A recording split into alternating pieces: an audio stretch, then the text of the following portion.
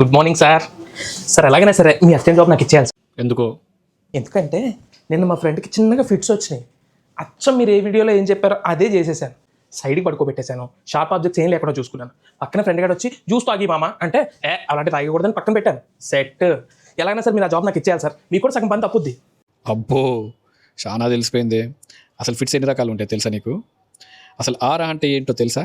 కనీసం ఆరా స్పెల్లింగ్ అని తెలుసా? ఆరానా? అదే కదా సార్. టిడింగ్ టిడింగ్ టింగ్ టిడింగ్ టిడింగ్ టింగ్ అదే కదా. ఒరే, ఆరా అంటే డ్యాన్స్ కాదురా.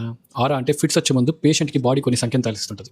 కళ్ళ ముందు ఫ్లాషెస్ కనిపించడము, చెవుల్లో వింత వింత సౌండ్స్ వినిపించడము, ముక్కులో డిఫరెంట్ స్మెల్స్ రావడము, ఒళ్ళంతా సూదులతో కూర్చున్నట్టు అనిపించడము, కొంతమందికి దేజావులాగా అంటే ఆల్రెడీ అక్కడ జరుగుతుంది, ఆల్రెడీ ఇంతకుముందే అవుతున్నట్టు అనిపించడము. ఇవన్నీ డిఫరెంట్ టైప్స్ ఆఫ్ ఆరాస్ ఉంటాయి.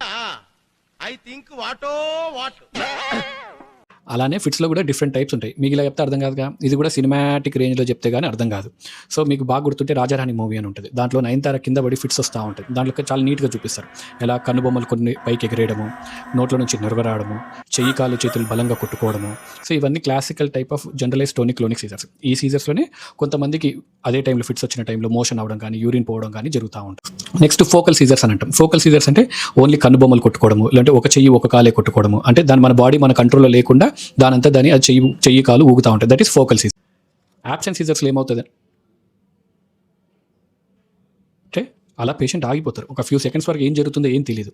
ఇది మోస్ట్ కామన్లీ పిల్లల్లో చూస్తూ ఉంటారు. స్కూల్లో టీచర్ చెప్తా ఉంటే suddenly they'll become blank. So this is called absent scissors.